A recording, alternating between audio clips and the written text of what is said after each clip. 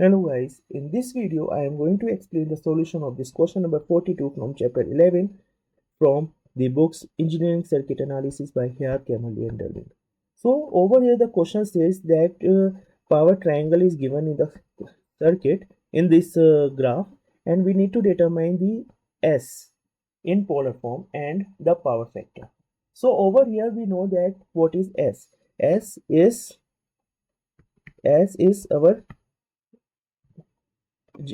like S is written as P plus JQ, right? What is P? P is this is P horizontal, and this is our Q, right? So over here in the first part we can see that this coordinate, it is 3 comma 1.15, means P is 3 and Q is 1.5.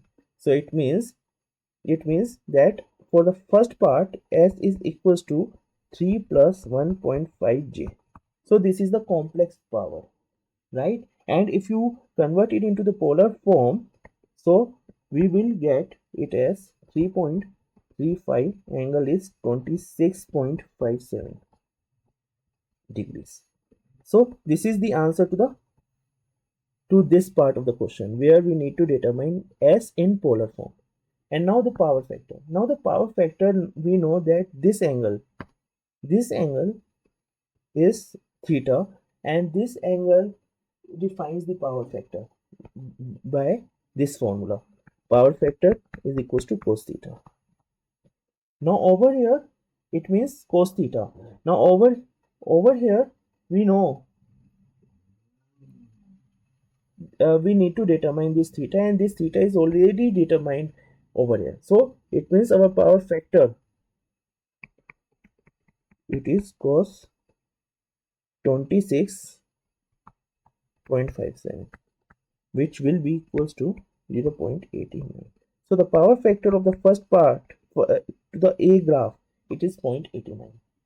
Now similarly for the second, for this B part, we can see that the coordinate is 1 upon 1 comma 4. It means P is 1, this is 1, and Q, it is 4. Substituting over here, we get S is equals to 1 plus 4J.